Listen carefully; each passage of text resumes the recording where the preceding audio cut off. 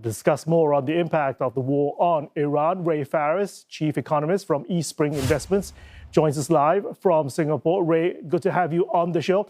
Which of the three paths do you think we are actually headed towards right now over the Strait of Hormuz? Is it a short-lived conflict? Is it impairment of vessels transiting, or a full blockage? Okay, Roland. Well, let me maybe start with a little bit of history.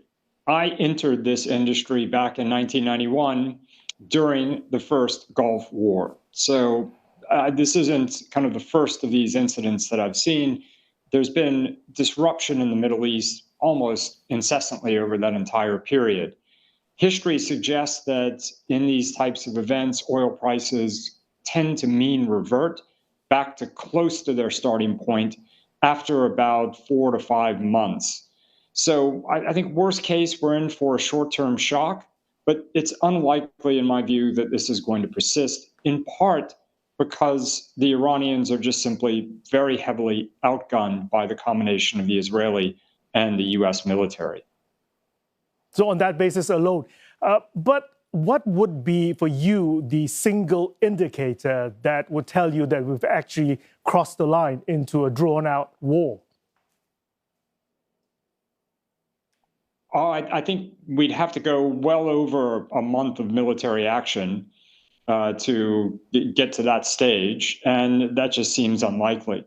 But I think the main thing for investors to think about is just how bad, could this shock be? If oil prices were to go to, for example, about $100 a barrel, which is the upper end of a lot of estimates that people have out there for a prolonged disruption to supplies through the Strait of Hormuz, they wouldn't be unprecedented levels. And they would be coming at a time when the global economy is fairly strong. In the United States, there's both fiscal and monetary stimulus.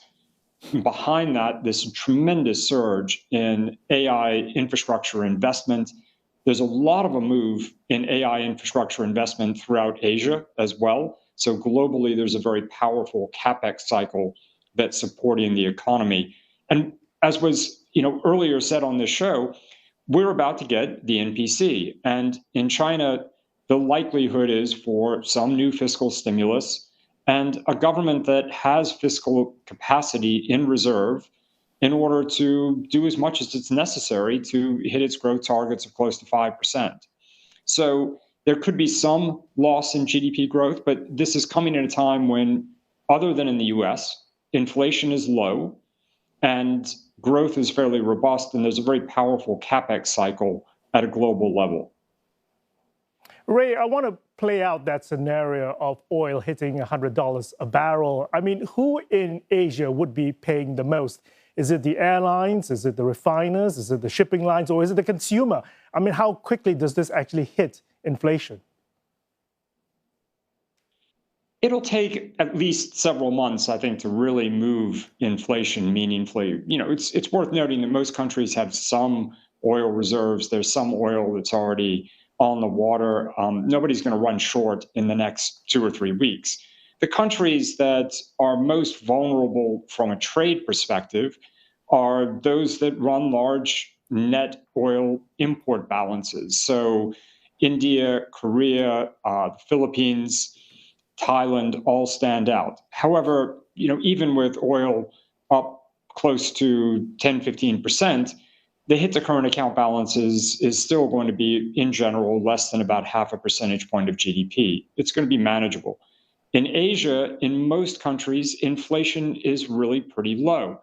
And what's crucial about that is even in places where inflation has popped higher recently, Indonesia, for example, a lot of that has to do with gold prices. If you strip gold out of the CPIs, in most countries, inflation is much lower than the headlines suggest. And I don't think central banks are going to be particularly worried about inflation driven by speculative activity in gold. LNG is the other sleeper risk. I mean, countries like Japan, South Korea, highly dependent on the LNG from Qatar. What does this tell you about industrial margins and electricity subsidies going forward? The main thing it says is that, from an investment perspective, one needs to manage portfolios actively, taking into consideration some of these risks and balancing portfolios accordingly.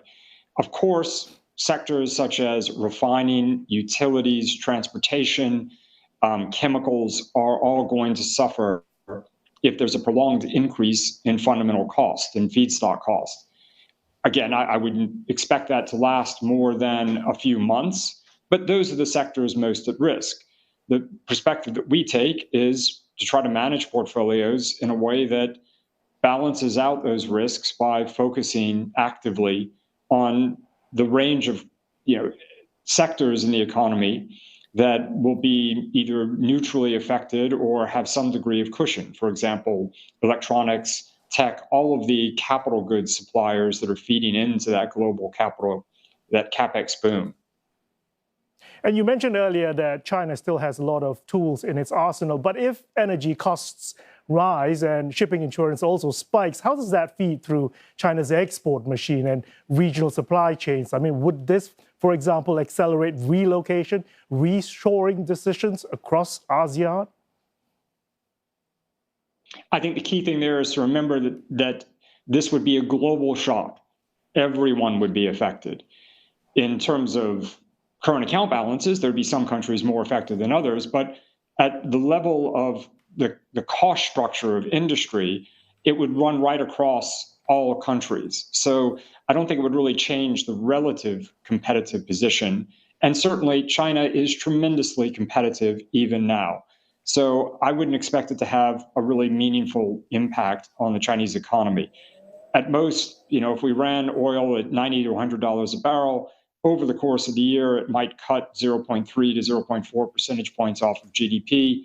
But I would expect fiscal stimulus that would probably offset a lot of that. Ray, appreciate the insights and analysis. That was Ray Farris, Chief Economist from Eastspring Investments.